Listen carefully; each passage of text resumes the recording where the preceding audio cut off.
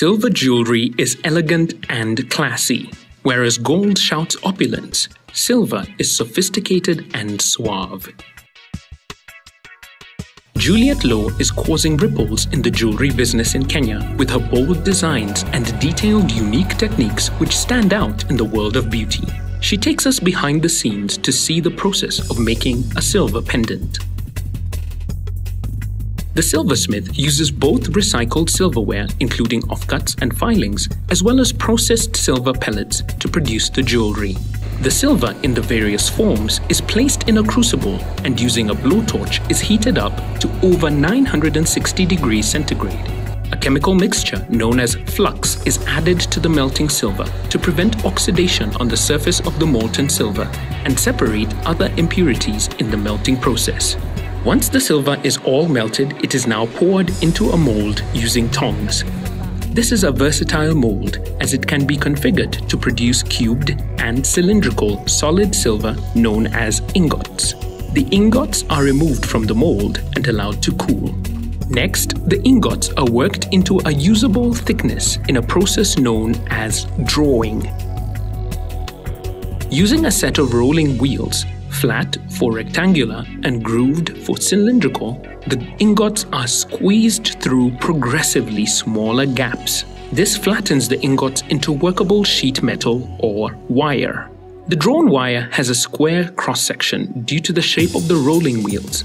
It is also still too thick for most of its required uses in the jewelry, and so it must be further processed.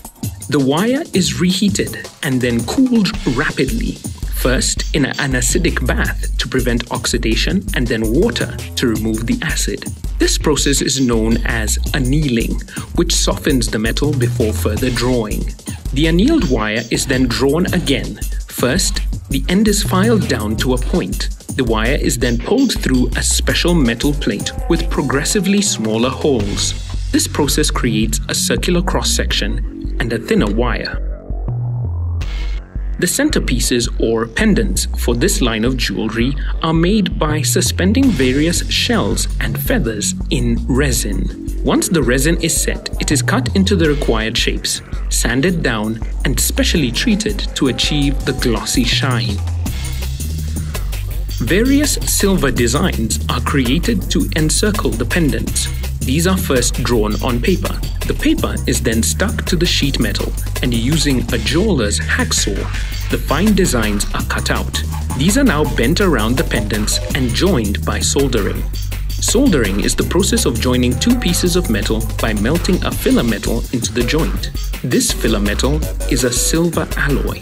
Flux is used again as the metals are heated to melting point. A base plate is also soldered to the back of the pendant. The edges are cut off and sanded down. Before everything is firmly set in place, embellishments are added to the base plate. The design can be drawn on the plate directly or drawn on paper and stuck on before cutting. This time, a small hole is drilled into the plate through which the saw blade can be threaded. Finally, a bail, which links the pendant and chain, is soldered on. A silver wire is wound around a rod corresponding to the diameter of the intended links. The coil is then cut, forming the tiny links. A thinner silver wire is used to thread ornaments. These segments are joined together with the links produced earlier, slowly forming the beautiful chain for the necklace.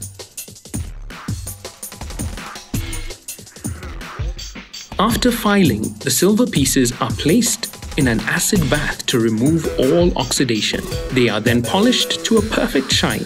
First with a hard polish which is washed off, then a soft polish, leaving the silver gleaming. The necklace is now reassembled and the edges of the silver pressed around the resin centerpiece. Juliet Low's silver jewelry, simply incomparable, made in Kenya.